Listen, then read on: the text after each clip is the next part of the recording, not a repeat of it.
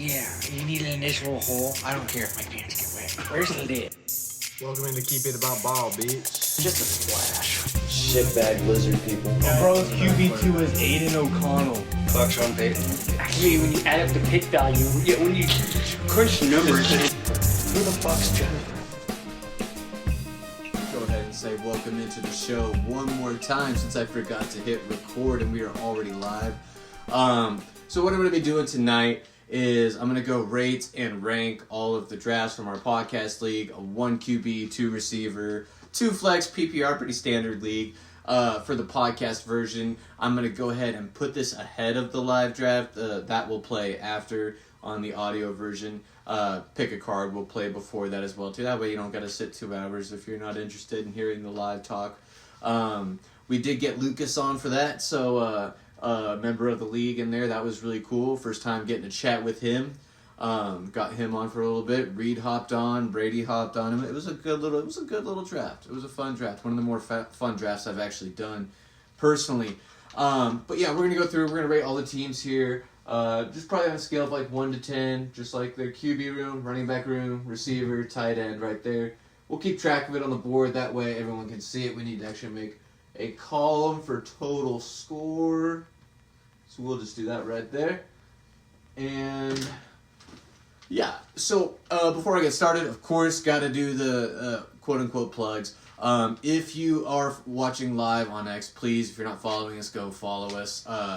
If you're watching on YouTube later, please go subscribe, leave a comment, all that good shit. Hit the like button. Podcast listeners, if you're already subscribed, hit the 5-star rating, please. It really does help. Just leave a short little review, just like nice pod. That's all you gotta really say. You don't gotta say anything crazy. It really does help, so please do that. And then maybe one day, if we get enough listeners, I won't have to use this whiteboard here, and I can just live stream it out, which would be really sweet.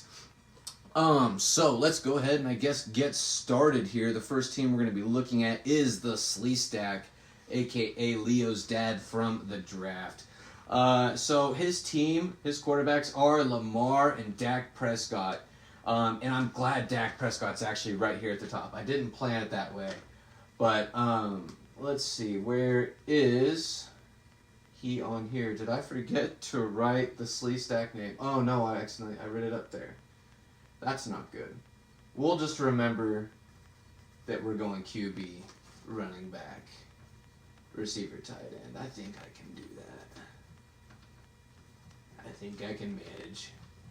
I am pretty dumb though. So Lamar and Dak. I mean, that's a great. Obviously, Lamar. That's enough said right there. But Dak, I feel like his drafters just got a nice boost with the Micah trade.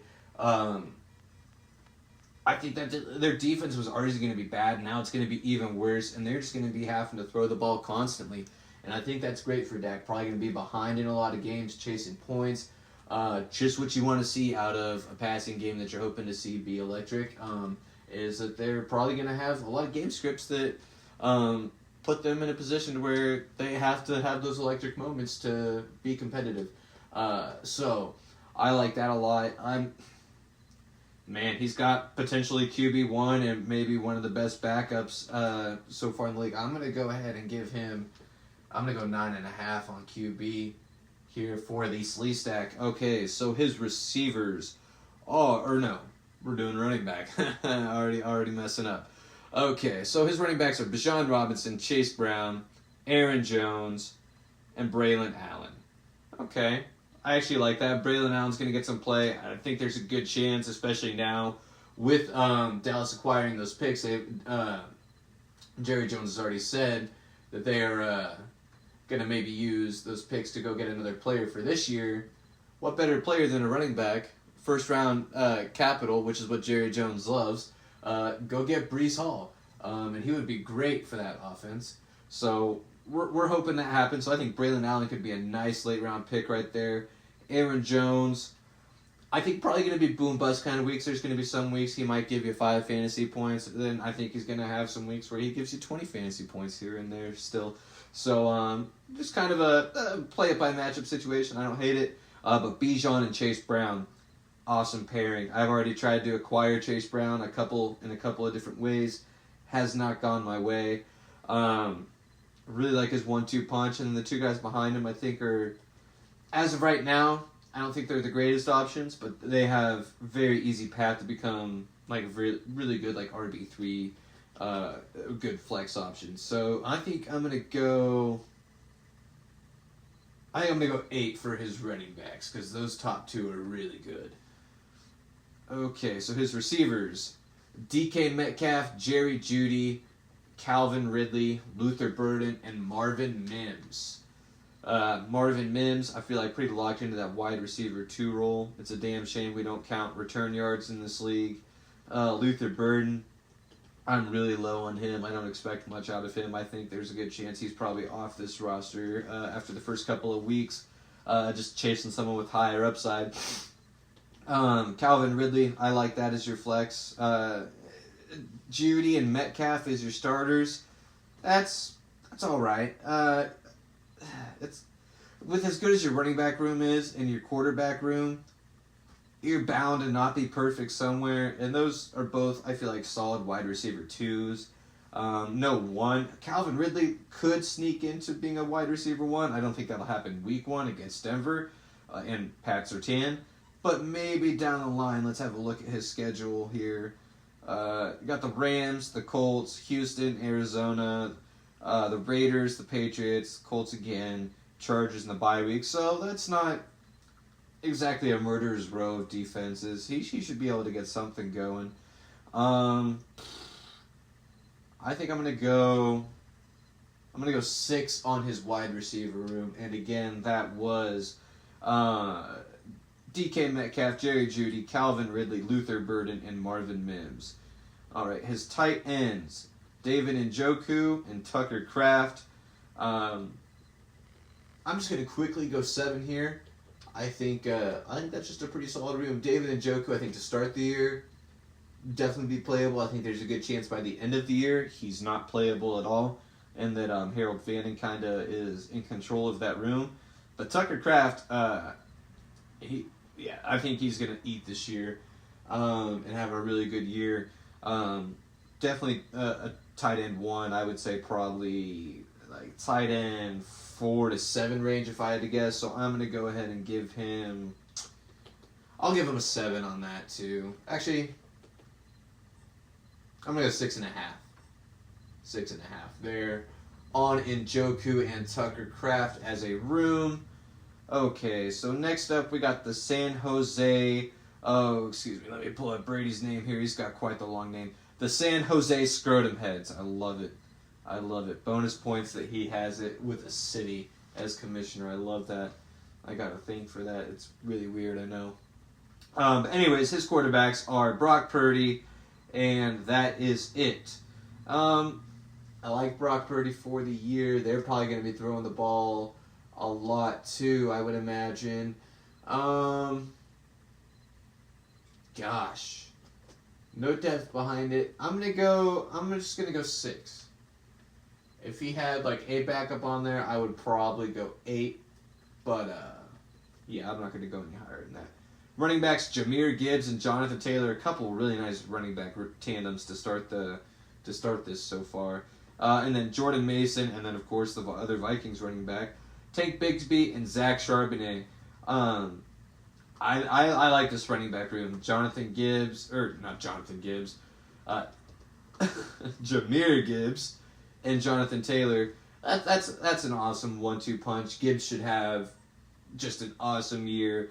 Jonathan Taylor, I do kind of worry that Daniel Jones really sucks, and teams kind of just end up stacking the box really hard on it and just like tell the Colts, hey, you got to make Daniel Jones beat us. We're not going to let Jonathan Taylor do it. But even still, he's the kind of guy, he's going to find a way to still get his. I think Jordan Mason is the right Vikings running back to have. And then Tank Bigsby and Zach Charbonnet, especially Zach Charbonnet, could end up being 2 of the best handcuffs in fantasy this year. So I'm going to go, what did I give the last one? 8 on his running back. I think I'm going to go 8.5 here. So I think it's just a little bit better. And I like Mason more than Jones. Okay, next up are Brady's receivers, he's got Terry McLaurin, George Pickens, Jaden Higgins, Adam Thielen, and Darnell Mooney. Kind of reached on Terry McLaurin in my opinion.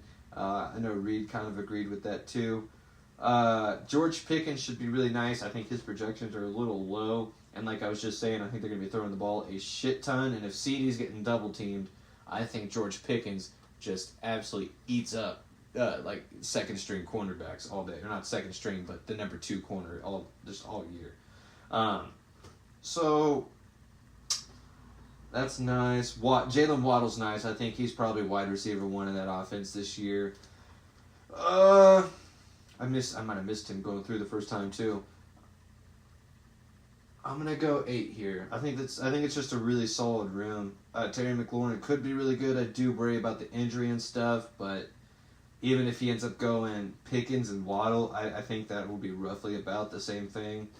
And then he's gonna have to. Thielen's not gonna be something I think he can keep on his team all year, but for these first few weeks, should definitely be nice. I'm gonna go. Gosh, this one's kind of tough. I'm not even going to lie. This one's a tough one to rank because I feel like all of these wide receivers right here, McLaurin, Pickens, and Waddle, like they've got a bunch of upside, but I could also see them just like being complete ass too. And I say that as a Pickens guy. I'm going to go 7, I think, because it is just a really solid room. Actually, yeah, no, I'll keep it. I wrote it down. I wrote it in Expo. We'll keep it. Alright, and his tight end is TJ Hawkinson, and he does not have one on his bench. I'm going to go 5.5. He's quite a bit higher on TJ Hawkinson than I am, and I get it. But I don't know. Maybe for the first few weeks without Addison. I think once Addison gets back, Hawkinson could be, like, I think if you're just pacing those games, probably like tight end 8 to 14, somewhere within that range. So, like, not, like, terrible, but not, like, I don't think we're going to see the Hawkinson kind of upside that we see sometimes this year. I don't know. Every time I say something doubting anything Vikings related, I feel like they end up proving me completely wrong, and then Brady and Reed just completely shit on me and call me a retard. Tell me I don't know ball, and then I get mad. Oh, good times, good times. Okay, so I don't know what Scooby I wrote right there. 6.5. 6.5. What are we writing right there? That's quarterback, receiver, running back, receiver, tight end. I don't know what that 6.5 came from. So we were just gonna leave it there. Alright, moving over to I'm Cooked, aka Armand, last year's champion. The name says it all. I have to agree, it is a little bit cooked. His quarterback is Justin Herbert and Caleb Williams. Never been a Herbert guy as far as fantasy goes. I think he's a great on the field quarterback. And I know everyone put he was quarterback what this year and that year and whatever. I don't. It's just that offense just grosses me out, and Chargers quarterbacks for fantasy just kind of grosses me out. I don't know. Maybe it's a me thing. I don't know. And then Caleb Williams. I think everyone on this podcast is a known Caleb Williams doubter and hater. And I think we're all preying on his downfall to a degree. I think there's a couple of us that want to see DJ Moore be pretty solid this year. But other than that, fuck him as far as the Bear goes, for real. So for this quarterback room, I don't want to let my personal judgment of Justin Herbert get too far in the way, so I will 100% do that with Caleb Williams though. So I think we're gonna go 6.5. Or no. We're gonna go 7. Herbert's too good. I can't give him a 6, and I lost the pen to my marker. Beautiful.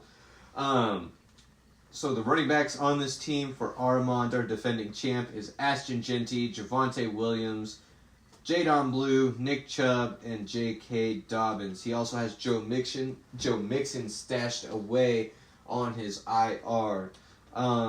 This is a pretty gross room, I'm not going to lie. I think the Raiders are going to be behind in most games and not probably running the ball a whole lot of game. I don't know how many times Ashton Jeanty gets like 20 rushing attempts in a game, and not because they don't want to give it to him, but just because they're losing and they can't run the ball. Probably a lot of games where he's rushing the ball like 12 to 15 times. And he's going to get targeted in the passing game, but yeah, I don't know. And it might help the things with Jacoby requesting a trade, that being kind of funky. But Brock Bowers is still going to eat. I keep hearing hype about these rookies besides Jack Beck. And yeah, I'm not getting too excited. And Jacoby Myers is still going to be there because they said they don't want to trade him. And just, yeah, they're in a tough division. They're going to be playing behind in pretty much every division game. I'm going to, with Javonte Williams, who knows if he's even the starter all year. I'm trying to get Breece Hall there. We'll see what I can make happen. So stupid. Jadon Blue. So he's got basically whoever the Dallas running back is, if that ends up being worth a shit. Because that's going to be kind of a similar situation to Jeanty. They're going to be behind a lot. How much they're going to be running the ball. And then Nick Chubb, that's pretty gross to me. Least efficient running back in football last year. Has looked like shit so far. J.K. Dobbins, I mean, he might be okay for like a bye-week flex option, but I would never want to start him in my running back spot. And then Joe Mixon, I mean, that's a nice IR stash. That's about all I can really say about that. Just not a lot of positive here. I'm probably going to go 4, honestly. I'm pretty low on this room. Wide receivers, he's got Puka Nacua, Tyreek Hill, DJ Moore, Ted McMillan, Rashee Rice, and that is it. It's funny, right after the draft, he tried to throw Rashee Rice in his IR and couldn't. He was like, wait, you can't do that? It's like, no, he's suspended, not hurt. But this room's, I mean, it's solid. I think it's probably a little bit better than solid, actually. Puka Nacua, that's a wide receiver 1. Ted McMillan, I think has a good chance to be wide receiver 1. I think a lot of people think that. I mean, and Rashee Rice, I mean, he's kind of going to take up just a roster spot for the first 6 weeks. But, I mean, not a ton of bye weeks before then, and he'll be back in time for bye weeks. When doesn't Kansas City have an early bye week? I think it's week 10. So you still got to play with that later. He was there all through camp, so he should be ready to go, even with the 6-game thing. He's going to keep himself ready. And the Chiefs are a dirty-ass team, so you know they're probably going to give him all the game stuff that he needs to, all the gameplay and stuff that he needs to have, even though they're not supposed to, because just a gross franchise. Kidding, kind of. I'm going to rate this room Puka, Tyreek, DJ Moore, Tet, and Rashee. That's actually pretty fucking solid. I'm not even gonna lie, especially once it's all healthy. If that's a thing, I'm gonna go 8 here. Actually, I think it's a pretty solid room. There, his wide receivers. His tight end is George Kittle. Does he have a backup? He does not. George Kittle's got a great chance to be tight end 1 this year. I'm going to go 8. Yeah. Okay, so we will move on to our next team. Knicks sucks. Oh, I mean, Knicks for 6. Sorry, Reed. His quarterback is Bo Nix and J.J. McCarthy. Shockers. Just shockers all across the board. All hatership aside, Bo Nix is probably going to have a good fantasy season. Probably going to have a pretty good on-the-field season, too. J.J. McCarthy is at least... he can run a little bit, so he's at least going to provide some value that way. And, I mean, he's going to have a long-ass leash, too, before they bench him for fucking Carson Wentz. So, a pretty good QB2 to have. Pretty safe floor, I would say, there with McCarthy. And the upside could be massive. And And then you got your surefire thing at Knicks there. I think we'll go 7. 7.5, actually. Running backs are Derrick Henry, Bucky Irving, and Bashal Tutin and Bill Krosky Merritt. I've been on record as saying I think that Bill Krosky Merritt hype is a little too much. Might be one of the preseason, kind of looking back, one of those things, the preseason we bought a little too much into. Derrick Henry, though, should be locked, loaded, ready to go. Bucky Irving, I've been trying to snag him from Reed. That says all it needs to. So that's a great 1-2 punch. Tutin could be a nice handcuff as well, like I was talking about with Bigsby earlier. That whole backfield could just be gross. Or maybe Etienne is the one that gets traded to Dallas if Dallas does trade for a running back. And then Tutin and Bigsby could probably both be decent fantasy options, but we're talking in ifs at that point. 1-2 punch is really good. Don't like the depth behind it a ton as of right now. It was kind of similar to the other ones, but they had a better RB3. They each had the Vikings running backs, those top 2 guys that had decent scores, a good 1-2 punch. I think we'll go 6.5 here. If he could find RB3, it could probably be up close to 8 with those other guys, with the nice tandems. Excuse me. Next up are his wide receivers. We have Mike Evans, Cortland Sutton, Jamison Williams, Ricky Pearsall, and Deontay Thornton. Pretty solid group. He got great value on Ricky Pearsall late. JMO could be nice. Isaac Tesla it looks like, going to be at least relevant in that offense. That could maybe take away from some of the hopes and that people, or some of the work that people were hoping that JMO would get. But we'll see.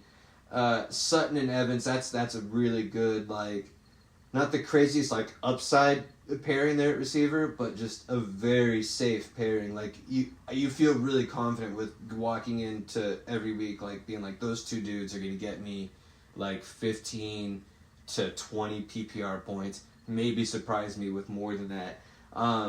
And with your running back duo, and a good running back or a good quarterback group, I think you can take that. And Ricky Pearsall, he's gonna probably shatter his ADP. So right there in the flex, that's awesome. Sutton or Evans might even end up in the flex there, and Pearsall ends up at the top. And then Deontay Thornton, he could be an awesome sleeper. He could get crazy value out of him too. This is just, I feel like, a really safe room. And there is some upside there, I think, with a dude like Pearsall or even Jamison Williams still, because who knows if Isaac Tesla in the actual, once he starts playing all the starters all the time, will still look that good. Just a really safe room. I think I'm going to go 7.5 here on Reed's wide receivers. And his tight end is Tyler Warren and Harold Fannin. I really like the upside with them, but they're both unproven. And Fannin does still have to take the job from Njoku to a degree, I think. So I'm probably going to go like 5 here. I'm not going to lie. But I could be wrong. And I could be wrong on all this. I never pretend to be an expert. I'm just a dude who likes talking and who also likes fantasy football. So that's what we're doing. That's what the fuck we're doing. We live too. All right, next up is Chubbs. His quarterback is Josh Allen. He does not have a backup. Another potential QB1 candidate. Would be better if he had a backup, but I don't have a backup, so I'm not going to hold him for not having a backup. Well, I'm going to hold myself for not having a backup, actually, so I will hold him a little bit for having a backup. I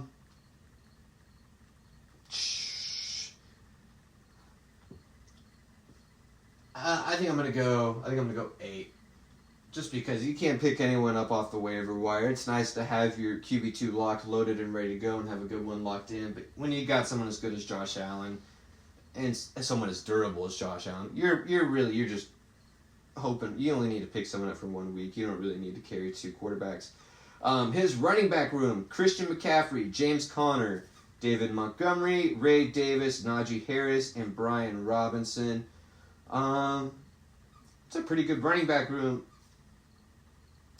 Couple of old guys there at running back. They're at the 1-2 punch. McCaffrey and James Conner.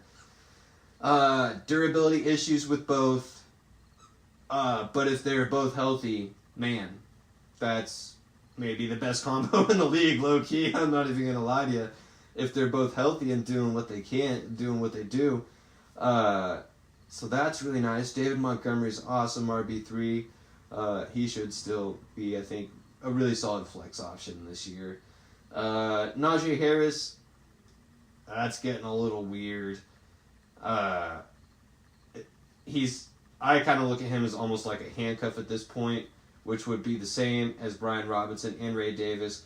So he does have the handcuff for McCaffrey, and that's an awesome handcuff to have with Brian Robinson. Yeah. So I'm just going to kind of lock in his RB1 as being really good as the 49ers RB1. So he's good there. RB2, I think, yeah. Just the group of Ray Davis, Najee Harris, and Brian Robinson being all you have on your bench after Montgomery, Conner, and Henry. Just kind of a group of running backs. They're starting that's kind of older. And one of them's in really on the wrong side of a timeshare. I'm probably gonna go like 7 here. I want to go lower, but I also want to go higher. So I just feel like that's kind of where to put it, because that could just be that could be a crazy room, but it could also be injured by week 4, and he could be starting Ray Davis and Najee Harris, or in scouring the waiver wire for a running back, and that's no way to be. And when you're trying to win championships, all right. His receivers are Drake London and Devontae Adams, Matthew Golden, Keon Coleman, and Trey Harris. Well, Trey Harris bust right now, I can tell you right now, because KLS is taking all of their work. I just got done saying we're buying too much into the Bill hype. I am buying way too much into the KLS hype. I am eating all of it up. Not a big Drake London guy. Devontae Adams, he's getting older, but I don't want to doubt him, because, he was still really good last year, and he showed he was still, one of the more, skilled and talented guys in the league. But just the quarterback questions there. Puka's there. I don't know. I just have some questions there. Drake London. We'll see if Penix is good, but if he's good, London will be great. But I have questions about that. Matthew Golden should be a solid flex option throughout the year. Keon Coleman, nice sleeper option. Probably, I think, maybe a low-end wide receiver too, but I think should probably finish a wide receiver 3 on the year. Already said what I said about Trey Harris. So this group again: Drake London, Devontae Adams, Matthew Golden, Keon Coleman, and Trey Harris. I'm going to go 6. Yeah, I just don't see a ton to be excited about there. Tight ends, Evan Ingram, and that is it. I do think it'll be a good year for Ingram, but I wouldn't want to be counting on that. I think I'm going to go 4. No backup either. I definitely, if I was going with Evan Ingram, would want to have a backup. Moving to Mateo. Mateo's quarterback is Joe Burrow and Jared Goff. That's a really fucking very safe feeling room. You walk into that room, you don't need a gun, you don't need your sidearm, you don't need a knife. You just walk in and you feel safe. There's a bunch of big, strong dudes that make you feel safe, with guns, but not in a scary way. I don't know if that makes any sense. Maybe I'm kind of, not making the point right here. But it feels like walking into a safe place, like when you go back home to your mom's house and you're eating food at her table. You just feel really safe. I feel safe with Jared Goff and Joe Burrow, and I think Joe Burrow's got some crazy upside for the year, because that team's going to be Their offense is so good, so I don't know if they're going to be chasing points all year, but I think they're going to be in shootouts all year. And probably looking a lot like last year. He's maybe got the best receiver duo in the league. I'm not going to go 10 here. I'm not going to do it, but I am going to go 9.5. I really like that quarterback room a lot. I'm going to pause for a drink. Shout out to Marcella Dark Cream Soda. Unofficial sponsor of the show. At them in the replies, please. Let's get them aboard. Let's get them aboard. All right, running backs. We have Josh Jacobs, Kyron Williams,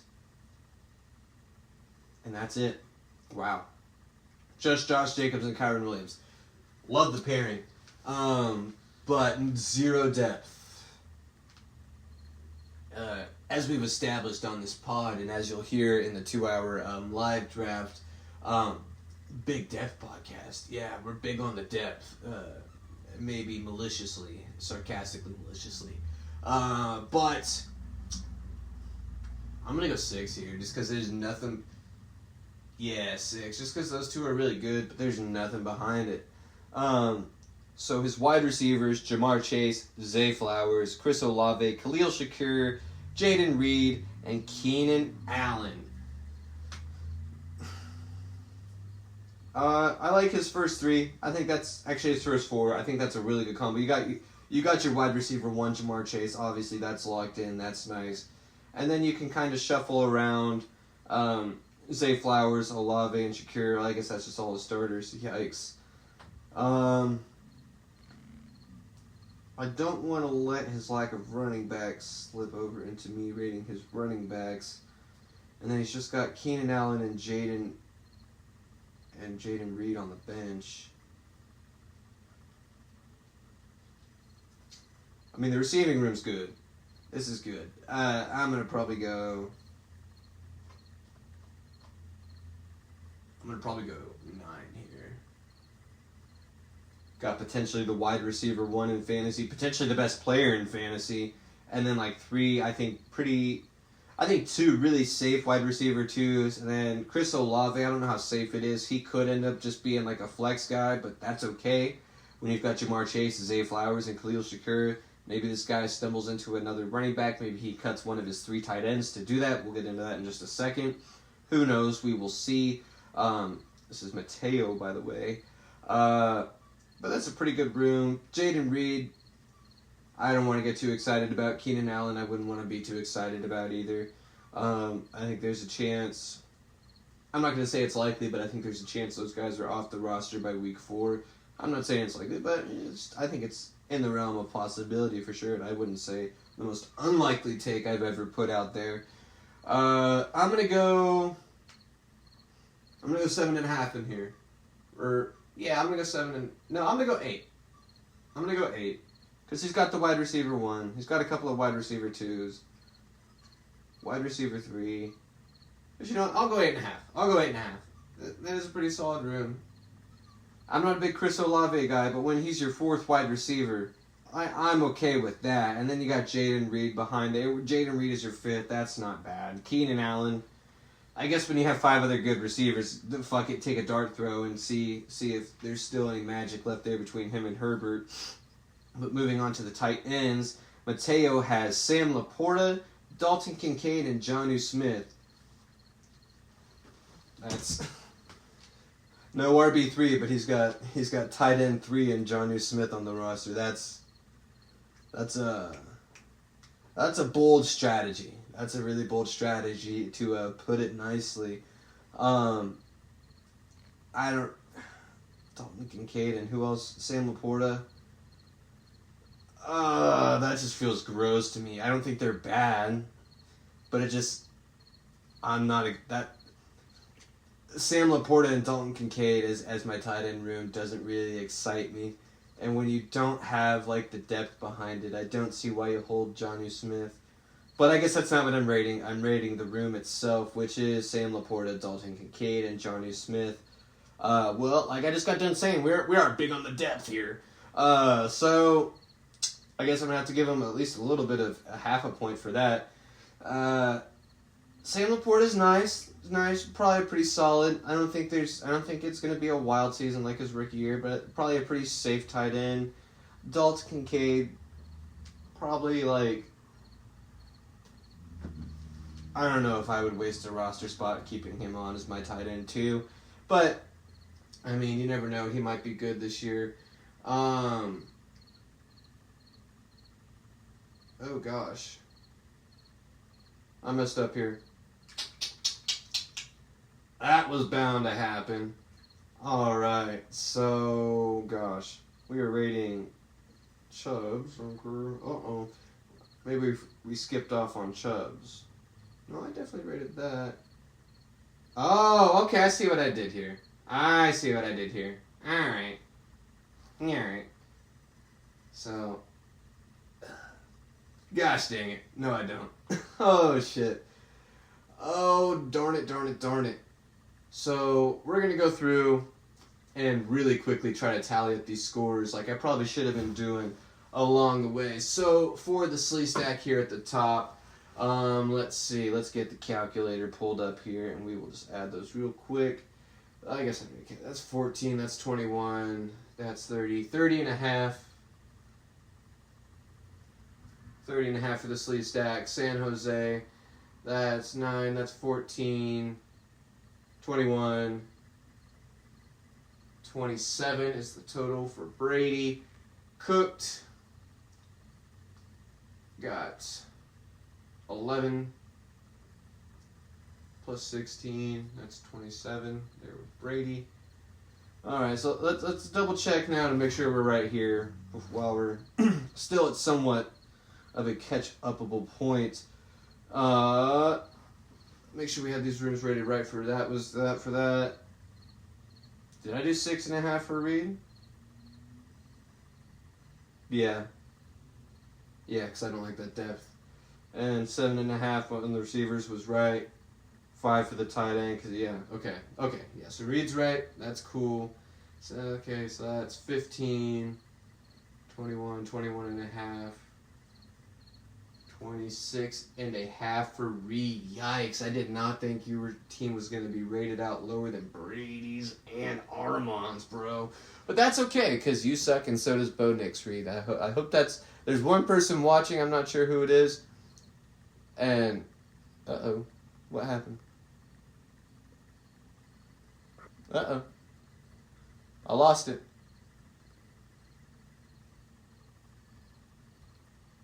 There we go. Wonderful. Great. Anyways, Reed, you suck. So, Chip Bound. I don't think that's who, I don't think we rated his team. No, we definitely did not, looking at that team. So, this is not Chip Bound. We'll go ahead and get his name erased out of here. And I think that's Chubbs. Let's make sure. Rated as quarterback 8. Yep, that's right. This would be Chubbs.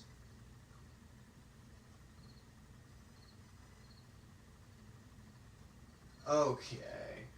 And that all looks right. I have his tight end rated 4. Okay, yeah. So these ratings are right. So that's 10. That's 17. Plus 8. That's 25. Your team sucks. I'm just kidding. I'm not close to you. I shouldn't talk shit about your team like that. Definitely better than Reed. Even though your score is lower than his, you're definitely still better than Reed. That's for sure. So, next up would be Mateo, right? Yeah. Here we are, Mateo. Okay, and so this would be...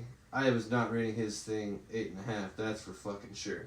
So let's make sure we had 9.5 on his quarterback room. Yes. Running back room was a 6 because of no depth. That's right. We did not go 9 on his receivers, did we? No, that was supposed to be 8.5. I don't know where that fucking 9 came from. Anyways, so we went 8.5 on his receivers. And we were going, what? I don't think we rated his tight end. I think we were going 6.5. That's what we were doing. So, Mateo is going to get a total of, that's 14, 15, 21, 30.5. Nice team, Mateo. Tied for the lead right now. Alright, so we'll do Chip Bound here. Championship Bound. Shortening it for the board. Okay, go pull back up to him. So Phil Will, Chipbound, second year in the league, friend of the show. I guess I don't know if he actually listens or not, but still, friend of the show either way. His quarterback is Kyler Murray and CJ Stroud. I'm a Kyler guy, but just the quarterback room is pretty unexciting. I don't really like Kyler as quarterback one, personally.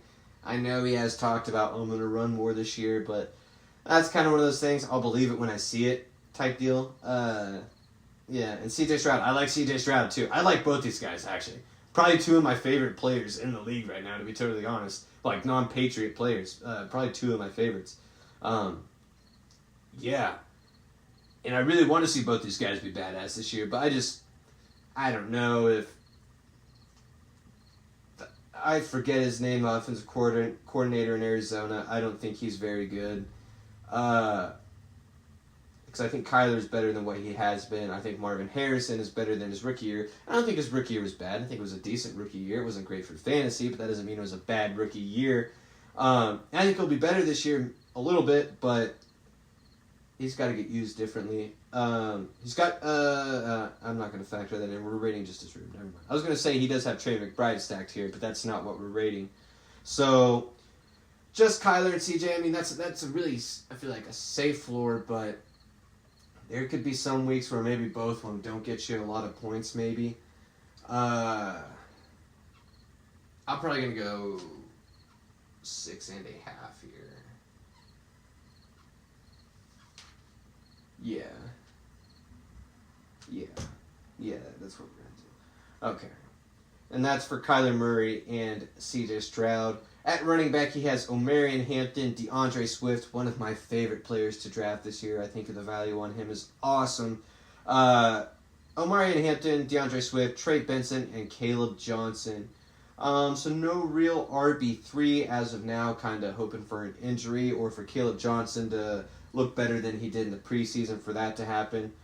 Omarion Hampton, I hate to count on a rookie as my, RB1, but Najee Harris is whatever the hell is going on there. Excuse me. And then the guys the rest of the guys on the roster, not that Najee Harris is exciting, but the rest of these guys, Hassan Haskins, I don't even see anyone else on here anymore. I know they got rid of Raheem Sanders. He's in Cleveland now. He's their RB3.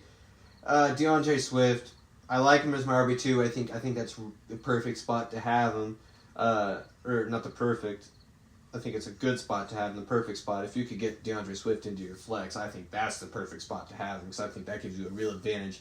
If you draft two running back, like really good running backs early, and then can get Swift later, and then kind of go receiver in there, and then go quarterback late, get a guy like Drake May. If you like Kyler this year, guy like Kyler, maybe Justin Herbert's still there, Dak Prescott might still be there. Yeah, I think DeAndre Swift is at his value.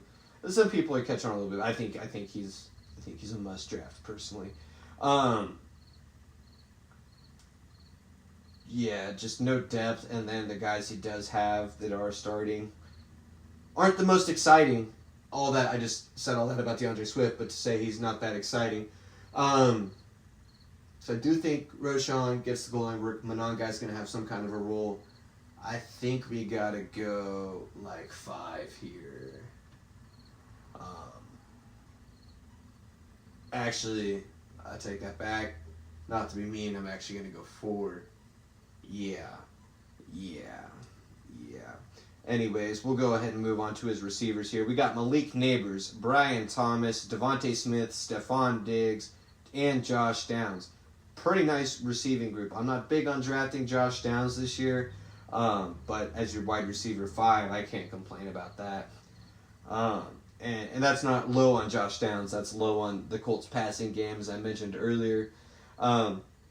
Malik Neighbors and Brian Thomas, nice duo. Malik Neighbors dealing with those injuries through the preseason. That is a little worry. I don't want to quite say worrisome, but it's, I think, something to watch. Brian Thomas, who knows what's going to happen in that offense this year? And I think it's important to remember that his best games last year were with Mac Jones. It wasn't with Trevor Lawrence. He was with a different quarterback that he's with now, and it was under a different coaching scheme too.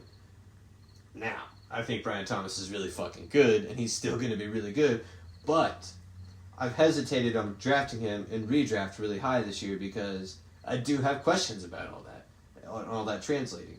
Because, I mean, I'm a Trevor Lawrence guy, but it's getting to that point now where it's like, you got to put up or shut up, dude. If you want to truly be, like, justify that contract and be known as, like, one of the best quarterbacks in the league, and, like, not a bust, to put it bluntly, it's time to get it going. But then Devontae Smith and Stephon Diggs for your flex spots, I think that's great.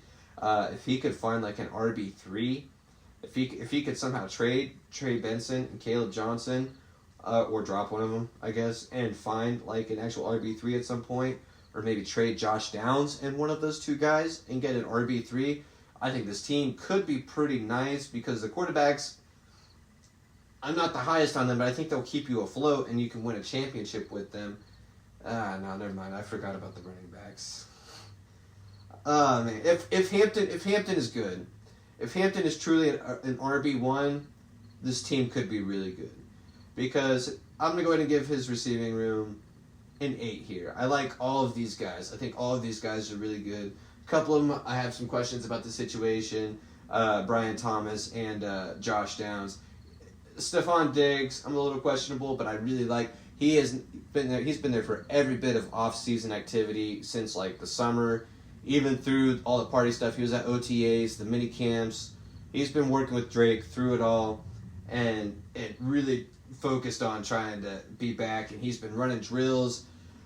I think he's going to be, maybe it takes a week or two, but I think Stephon Diggs, awesome flex 2 option there. If he could find a way to maybe trade, like, Downs and, like, Trey Benson to the James Conner owner, to, maybe so that way that guy gets a receiver. I don't remember who had that and what his receiving room was like. But that way he gets his handcuff for injury-prone James Conner. It was the guy that had Christian McCaffrey, so that guy's obviously interested in having handcuffs for his old running backs. So maybe you trade those two to Phil Will. Maybe you trade those 2 guys to whoever that is, the James Conner owner. And you don't have to get, like, a blow away. Because if Omarion Hampton's good, your 2 running backs are fine. If you find an RB3, your receiving room is awesome. And then let's go ahead and just rate that because you have Trey McBride. I'll go ahead and just write that down. And then you've got Kyle Pitts to back him up. I'll write you for a 9. Yeah, I'll write you for a 9. Actually, I'm gonna go 9.5 because Trey's potentially tight end 1. I think will be tight end 1, and Kyle Pitts. If that's who you're starting, if you're counting on him for 1 bye week, I think that's great. That's what Kyle Pitts at this point should be used for. And I'm gonna go ahead and give his receiving room. I'm going to give it I'm going to go 9 because just every one of these guys is good. None of these guys are bad. So, yeah, if he could maybe trade Downs and Johnson or Benson to, like, another owner, or maybe trade one of his quarterbacks and then go pick up another quarterback. Maybe trade, like, Downs and Kyler and go get a better RB3. Maybe get, like, a low-end RB2. And then this team could be a real problem. You throw CJ Stroud in there to start with, like, yeah, this could be a real nice team. So let's go ahead and tally him up for what he is right now, because we're not talking about what he could be. We're talking about what he is. That's 13, 19 and a half, 20. So he is at 29 as his score. So that's a pretty decent score. That's not bad. The high score right now is 2 teams are at 30 and a half, and he's at 29. So I think this could be a good team. Yeah. So next up, after old Phil Will, a.k.a. Championship Bound, if you make it there, you're losing to me, bud, No, we did that. Let's look at the board. Let's just follow the board. That's probably the smarter way to go. Lucas. We're going to do Lucas next. All right. And his team name is, let me pull this up here. Higgins always hurts. So I think you can probably get an idea of a couple of players that might be on his team here. And man, a brief look at this roster. I've said it on previous pods. I think I said it during. No, I think I thought about it during the live draft, but I made a point not to say it because I don't want to say it too often. and see him. Yeah, but this just a great draft. This dude always drafts well. I like this team a lot. I think this team definitely is a championship contender. At least at week 1 to start the year, this looks really good. Quarterback Jalen Hurts. That is it. Let's see. That was the Josh Allen. I have Hurts just below Josh Allen, and both didn't have a backup, so I'll go 7.5. Just a hair below that one. Running backs, Trevian Henderson, Tyrone Tracy, Will Shipley, Dylan Sampson, Cam Scatterbo. That's pretty solid. Got the handcuff for Tyrone Tracy. I like that. Or really, whoever just owns the role throughout the year, he's got that locked up there in New York. Trevian Henderson, I think that's my boy. Not just a Patriots guy. I think he's going to be a potential flirt with an RB1 type season, like a top 12 type season. Dylan Sampson, if he can be better than Jerome Ford, that job is his. And now I don't want to throw shade at Jerome Ford because Jerome Ford is a very solid NFL back, but he's not anything, incredible that we've never seen before. And if Dylan Sampson can be better than that, he could be getting a lot of work, and that could be a really nice RB3. Will Shipley, I think one of the better handcuffs, one of the better stashes to have this year. Crazy workload for Saquon last year. Not only did he get 2,000 carries in the regular season, excuse me, not 2,000 carries. I said that wrong. Oh shit, we need a Marcelo before I die on the live. 2,000 carries. That's insane. That's insane. That's insane. That's insane. Literally insane. No, it was... I forget what it was. He had a crazy amount of carries. I should probably look it up, but I'm already this far into it. I'm not going to. Crazy workload, though. We all know about that. Extended into the postseason all the way through the Super Bowl. And just, he was the only guy last year. He was the none of those other guys were playing. Kenneth Gainwell wasn't playing much. Will Shipley wasn't playing much last year. We're never rooting for injuries, but there's just a high chance that Saquon breaks down at some point and Will Shipley becomes that. So good stash to have. I don't hate the guys you have on the bench. I think they're pretty solid. And I wouldn't call these guys elite. They still kind of got to prove it. But I do think they're pretty solid there, the starters. I think you got really good value on them. That's why I got to call it a really good draft. But if we're just going to rate it as a room, I'm not going to lie, I probably got to go a 5. I think how you drafted them, or not how Lucas drafted them, I should say, is really good. And where he got Tracy, where he got Henderson, and where he got these guys later. Dylan Sampson was in the second to last round, maybe even the last round. He got good value on Scatterbo too, so the draft was well, because I know when I kind of started looking at his team, I was like, oh wow, it's a really good draft, and then I look at his running back room, and it's like, oh, that's crazy, but yeah, you get what I'm saying. His receivers, CeeDee Lamb, T. Higgins, Rome Odunze, Emeka Ibuka, and Kyle Williams and Rashad Bateman, and then he also does have Brandon Ayuk stashed on injured reserve. Pretty good group. Rashad Bateman's one of my favorite late round drafts.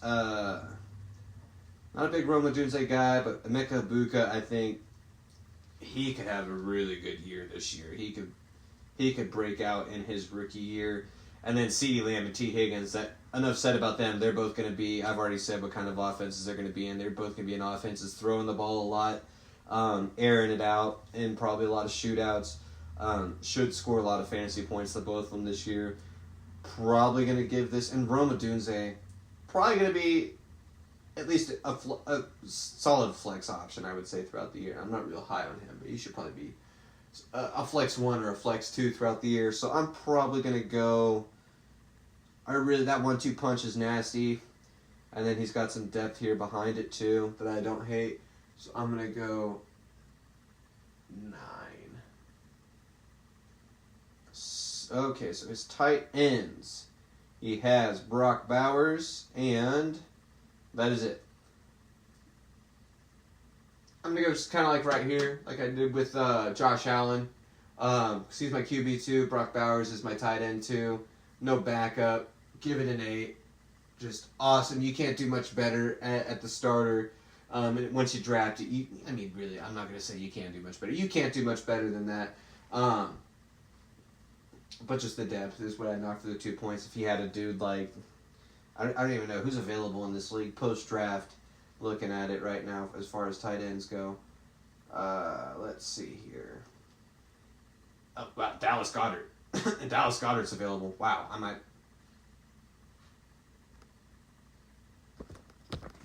Oh.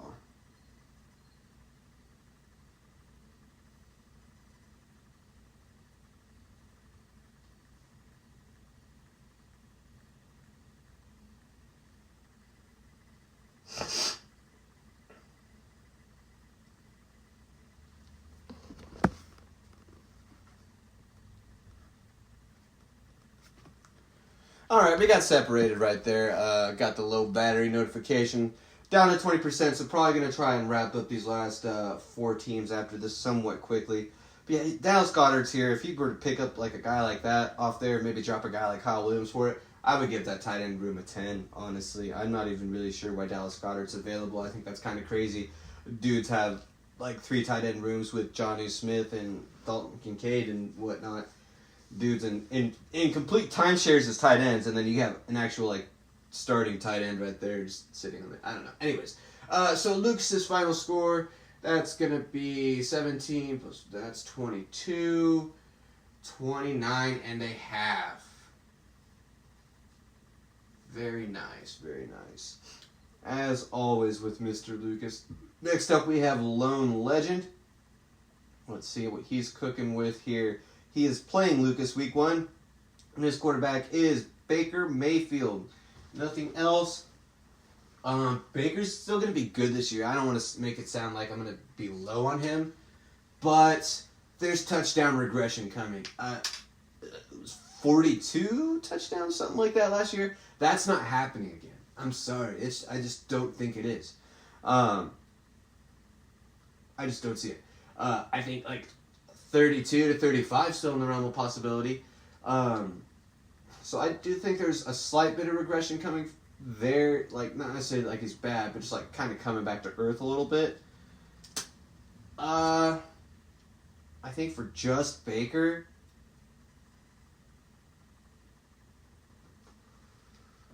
probably got to go like a 6. Baker's not the kind of quarterback I want to go into the year without a backup with. Running backs. He has Saquon, Alvin Kamara, Chuba Hubbard, Austin Eckler, and that's it. I like this room. I remember when we were drafting, I was like, I really like this draft room. I might have even actually said it on the live part. Yeah, Saquon, enough said. I know what I said about him breaking down. That is definitely still something to be concerned about. But until that happens, and if that happens, RB1. Like, potential best player in fantasy. Alvin Kamara, still probably going to get the job done as an RB2 this year. Chuba Hubbard would be most RB2 on most teams. He's got him in flex, so I love that. Austin Eckler, I think he's the Washington running back everyone should be freaking out for this year to have. I understand dynasty managers rushing to get Ja'Cory Krosky-Merritt, but as far as redraft goes, I think you're wasting your time with Bill Krosky-Merritt. Austin Eckler's where you want to be. He's going to get all the passing downs work. He's going to be in there when it matters the most. And it's not like he doesn't rush the ball at all. I think he might see a slight increase too. We'll see. Maybe I'm fishing there, but I think that's just a really good 4-piece room right there. I think we're going to go 9 here. I really like that running back room. I think it's really good. Got RB1 and like 3 RB2s right behind him. So I think it's hard to do better than that at the running back spot. His receivers, not so high on. JSN, Xavier Worthy, Deebo Samuel, Hollywood Brown, and Jawan Jennings. Now, Hollywood Brown if he's going to be relevant, it'll only be for the beginning part of the year. He's been dealing with injury stuff. He needs to move Chris Godwin to IR, by the way. And Jawan Jennings, his whole situation's gross. Injury and contract stuff. I don't want part of that. Xavier Worthy, he could be wide. I wouldn't mind him as a wide. I would rather him be my flex guy, but I think you probably get by with him as a wide receiver too on the year. Debo Samuel, I guess as a second flex option, that's okay. Not the greatest though, I don't think. JSN, he's going to get a lot of volume this year. I don't really like this stream a lot. I'm probably going to have to go 6. Okay.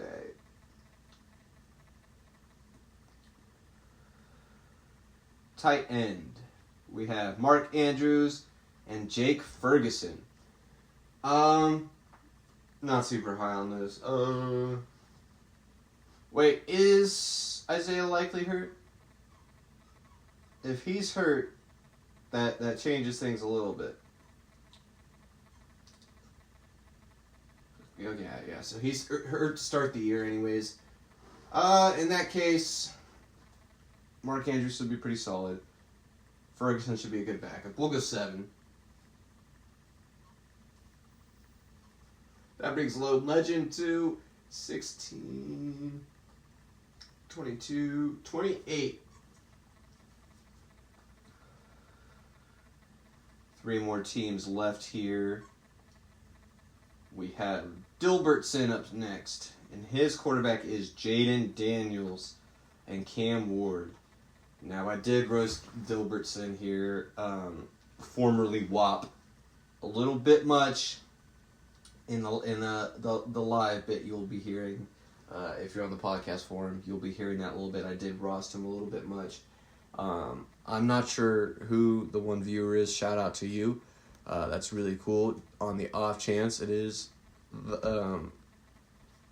here. God dang it, I'm messing it up again. What's happening? Okay. There we go.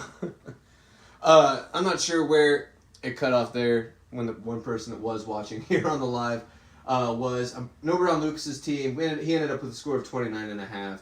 Gave his tight end room an 8, wide receiver room a 9, running backs 5, and quarterback 7.5. We were on Lone Legend, gave him a 6, 9, 6, 7 there. Total score 28. And we are now on to Dilbert, formerly known as WAP. His quarterback is Jaden Daniels, and like I was just saying, did kind of lay into him on the live bit a little bit, but I'm not going to do that here. Jaden Daniels, that's awesome. I would love to have him as my quarterback. I do have him in the Guillotine League. No backup, though.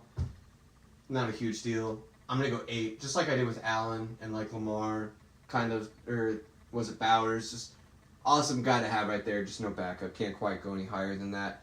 Running back is Devon Achane, Isaiah Pacheco, and Quinshon Judkins, who he took in like the 8th round, I think it was. Absolutely insane work. And then Ramondre Stevenson, who he took when he should have probably taken, that's where he should have probably taken Judkins. This is a pretty gross running back room to me. Stevenson is one of the grossest handcuffs in the NFL to me, and I'm a Patriots fan. That dude sucks. That dude is cheeks. Quinshon Judkins, there's still a potential loophole where he goes back to college. So, that's not out the realm of possibility. Yeah, I don't even know why he's rostered. That's absolutely silly. Devon Achane, if he's healthy, that's awesome. Kind of banged up right now. This dude should really answer my trade and acquire Ollie Gordon from me. Has Isaiah Pacheco. I think that's pretty nice. Honestly, though, Achane and Pacheco as a starting 2 are kind of giving me bad vibes right now, and you don't really have a running back to back them up, so I probably got to go like 4. Yeah, I'm going to go 4. Yeah, I'm going to go 4 here. Receivers, Amon-Ra St. Brown, Travis Hunter, Marvin Harrison, Rashid Shaheed, Cooper Kupp. That's actually not a bad group. I like Harrison and Shaheed as, like flex 1 and flex 2 respectively. I do not like Travis Hunter as a wide receiver 2. No way, no sir. Amon-Ra St. Brown, he should be wide receiver 1 material there. Cooper Kupp is a 5th I do like. This is an okay room. Just okay though. I could see the bottom and the floor falling out from under it really easy though. So I'm probably gonna go like 5.5. And then for his tight end, he's got Colston Loveland and Mike Gesicki.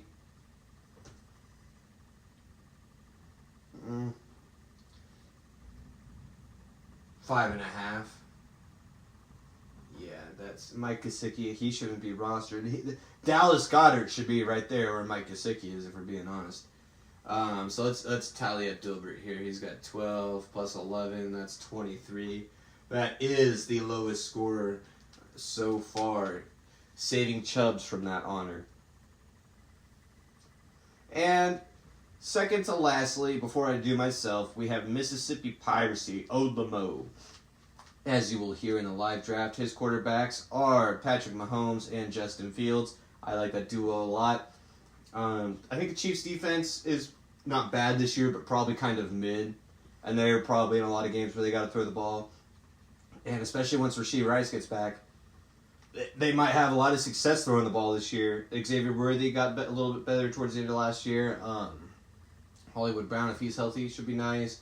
Travis Kelce, if he's not distracted and playing like shit, it probably means he's playing awesome because he's on fire, like, about the wedding and all that retarded shit. Yeah, so I like that quarterback room a lot. Justin Fields, I love as your quarterback too. I think that's great. So we'll go 8.5 on here. Yeah. Running backs, he's got James Cook, Breece Hall, Jaylen Warren, Rachaad White. I don't like any of that, to be totally honest with you. I guess let's start with James Cook, a part-time running back.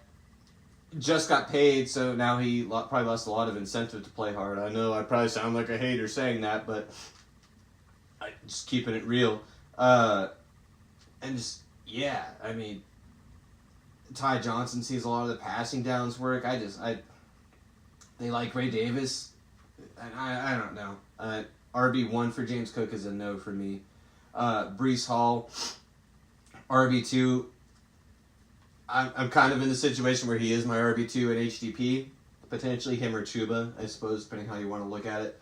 That could be really good. It could be really bad. He could get traded. It could be nice. I don't feel great about it, though. Jaylen Warren.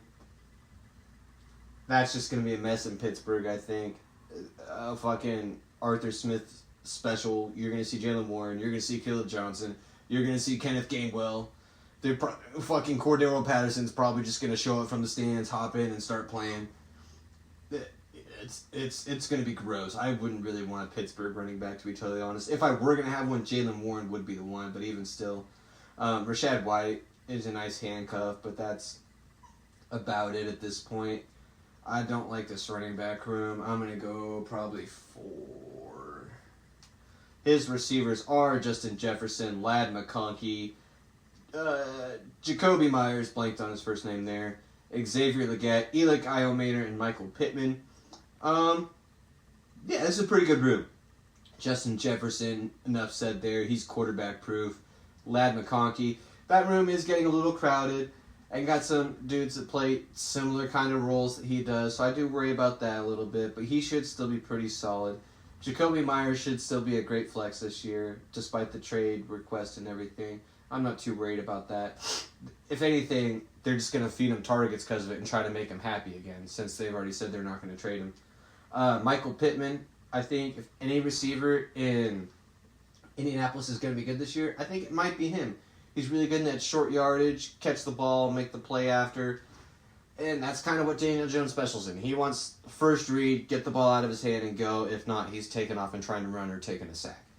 And I think that's going to work for Michael Pittman this year if everything works out. Who knows? Maybe Daniel Jones surprises all of us, but let's not count on that.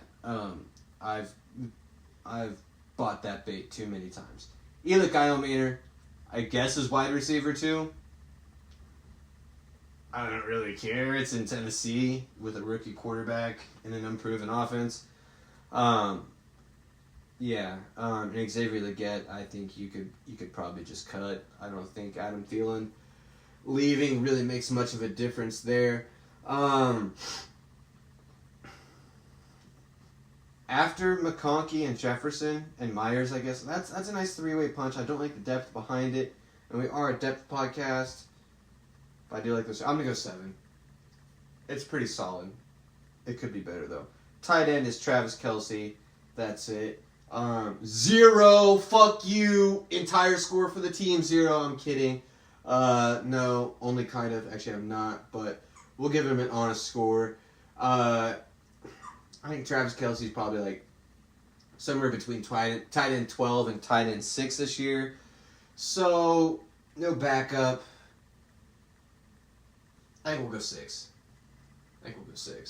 And that gives Mississippi Piracy Odalamo, as he is also known as, a total score of 11, 17, 25 and a half.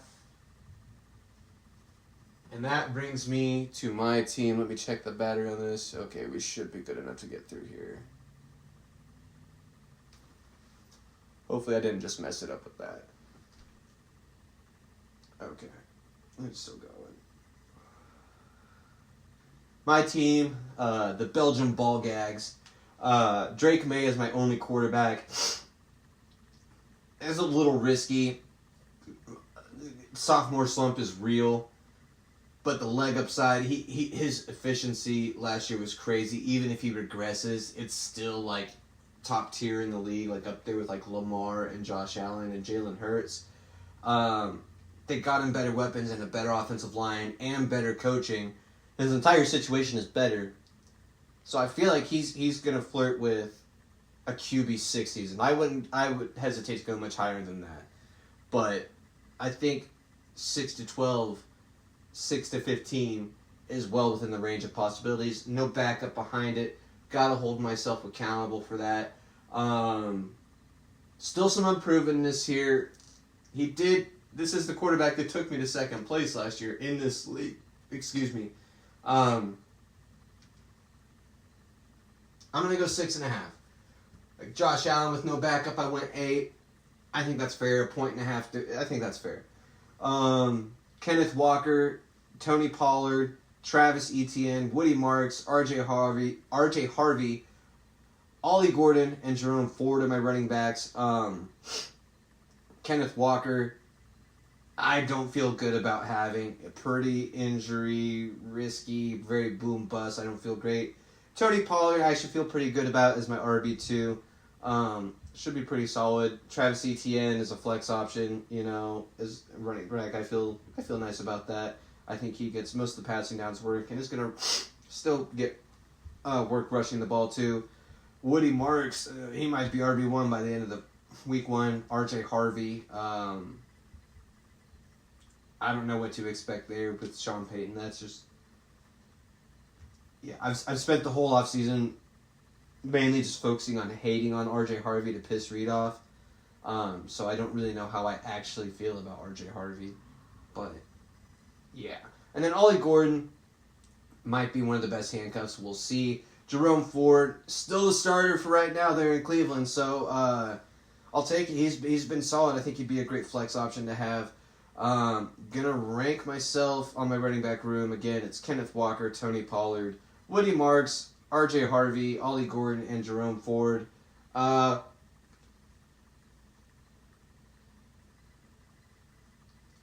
think 7. I don't really have a running back that I feel like, oh, that's a league-winning running back. He's going to carry my team. I don't have one of those. But I feel like I've got like 3 really good RB2s. Make that 4 really good like RB2s. And then a couple of really good potential like handcuffs and /stashes, whatever you want to call them. So I feel pretty solid about that room. Wide receiver room, I feel even better about. I have Nico Collins, A.J. Brown, Cedric Tillman, Christian Kirk, Garrett Wilson, and Jordan Addison. 1-2 punch I feel like is really good. And then the backups behind it I feel like are good. I feel really happy with Garrett Wilson or like Cedric Tillman as like my flex 1 or flex 2. Because I think Garrett Wilson, I know a lot of people are worried about, Justin Fields running offense. That dude's going to get hyper-fed targets. And he's going to catch those targets. As long as they're catchable, he's going to catch them. Christian Kirk locked into that slot role for Houston. I think that's pretty much all his this year. And when he gets locked into a slot role, he's a good fantasy option. Awesome. Great flex option. And Jordan Addison, when he gets back, should be high-end flex, low-end wide receiver too. Cedric Tillman, I feel like, is kind of a dart throw. Got Flacco. We'll see how that goes. Hopefully well. Last year when they had Jameson, he was pretty solid. So I'm hoping kind of similar quarterback. Chuck it, air it out, fuck it mentality. Gunslinger mentality helps him. I probably got to go 9 here. I'm pretty happy with that wide receiver room. Tight end, my only tight end is Hunter Henry.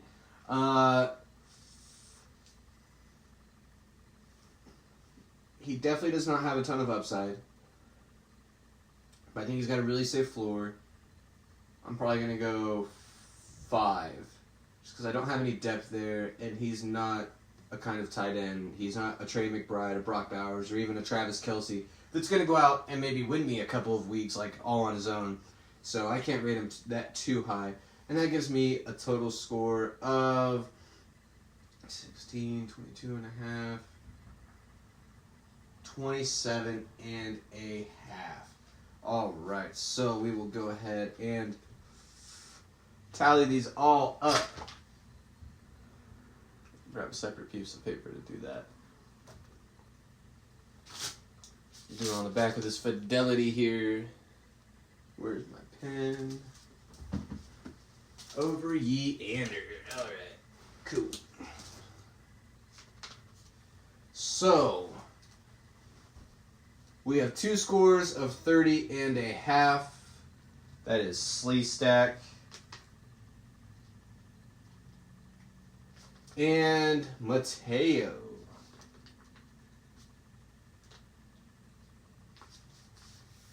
So let's get them out the way so I'm not looking at them. Make it easier for the rest of this. Looks like next we got 29 and a half right here. Yep, and that is to Lucas. Okay, and then we have 29. That is Phil Will, a.k.a. Chipbound. And then we got... Oh, we need to erase him. 28 right here to Lone Legend.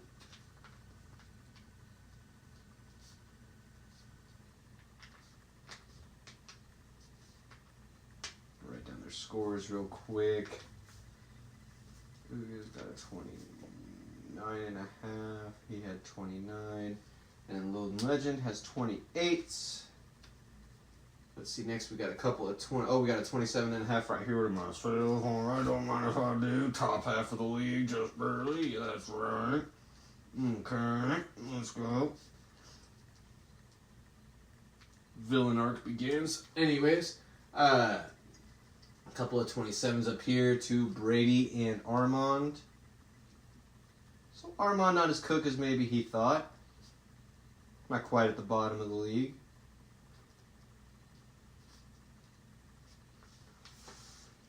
Get these guys going. And then we got 26 and a half to Bo Nix Sucks.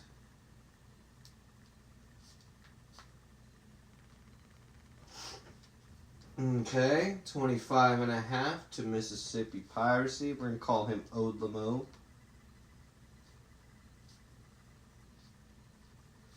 That's 25.5. And we got a 25 right here to Chubbs. Alright. And then, does that leave us with just one more?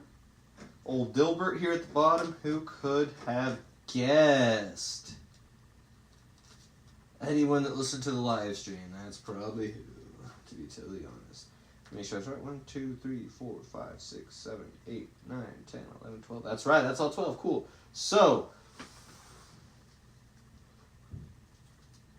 my official rankings, unofficially brought to you by Swisher Sweet Minis and Marcelo Dark Cream Soda, is the Sleece Stack number 1 at 30.5, tied with Mateo at 30.5, I should say. Friend of the show, Lucas, who you will hear later in the broadcast, if you were on the audio only, is in third place at 29.5. Phil Will just behind at 29. Lone Legend at 28. Myself at 27.5. And that is at 6th place. In 7th place is Brady at 27.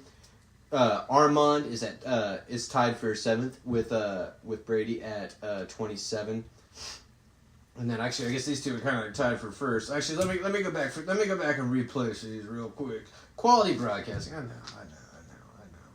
know. Okay, 3, 4, 5. That's 6. Oh, 7. That's 8, 9. Okay.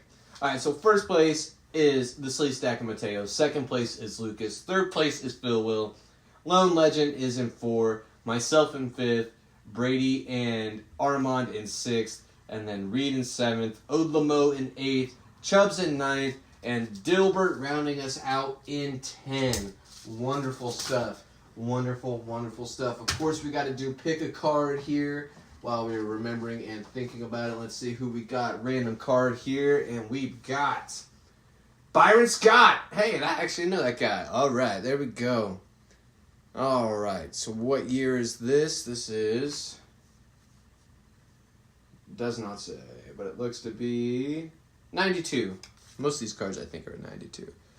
Look at some of the stats right there. Very cool. So let's look at his career stats here. Played 709 career games through 1992 anyways. I don't know if he played past that. Field goal percentage, career, almost 50% at 49.5. 83% free throw, or 83% free throw at the free throw line. 2,282 rebounds, 2,109 assists, 937 steals, 203 blocks, and 11,462 points. He averaged just over 16 points a game on his career. And let's go ahead and look up a little bit of info about him too. I know I've heard this dude. I think he is a champion as well too. As always, my classic NBA knowledge is not expansive.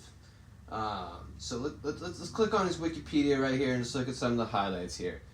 All right, he was born in 1961, professional basketball player in the NBA. Won 3 championships with the Lakers during their Showtime era in the 1980s, and he won Coach of the Year with the New Orleans Hornets before they became the Pelicans in 2008. That's right. That's where I remember him from personally, is being their coach. He was coaching back in the CP3 days. Yeah, back when he was balling out and getting those teams, to the playoffs and stuff. Cool stuff. Born in Ogden, Utah, went to Arizona State, was the number 4 pick in the 1983 draft to the San Diego Clippers. I did not know that was a thing. His coaching career was 1998 to 2016, and it looks like his playing career was 1983 to 1998. And what is Panathinaikos? Was he playing? Okay, he went and played over in fucking Greece. What the hell? Yeah, my guy. Okay, I think he left the NBA in 97, and then went to Greece to play basketball. That's crazy. But he fucking okay. Hold up.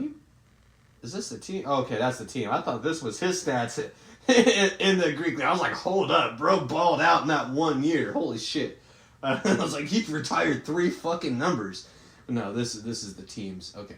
But yeah, that's cool stuff. Byron Scott, our pick a card player of the episode. Very cool. Our last one was Chuck Person. We did not go as in depth on him, but we're going to try to go a little more in depth on these folks as we go. I'm going to go ahead and try and wrap it up there. Whoever that has been watching, I don't know who that is. Shout the fuck out to you. If you want to pop your name in the chat so I can shout you out, that would be sweet. Otherwise, I'm going to go ahead and wrap this up. Go ahead and follow the show on whatever, you're on. If you're watching, if you're the one watching and you're not following us on Twitter, man, like, what are you doing? You're tweaking. Like, go follow us right now. And hit follow on the podcast. Go leave the nice review, all that shit I said earlier. I don't think I say that at all during the next 2 hours of the pod, which is, man, this is going to be a crazy long podcast. But if you stick around for that live draft, it'll be cool for you audio-only people. And this is, like, the second to last pre-regular season episode. Like, we're so close. We're almost there. Like, just a little bit longer till you get to these games. And I cannot wait. And I cannot wait to get out of this hot-ass room. I'm starting to sweat. There's no airflow in here, so I'm going to go ahead and sign off as fast as possible. I will see you guys later. Thanks for tuning in. Peace. Shitbag lizard people. My bro's QB2 is Aiden O'Connell. Fuck Sean Payton. Actually, when you add up the pick value, when you crunch numbers, who the fuck's John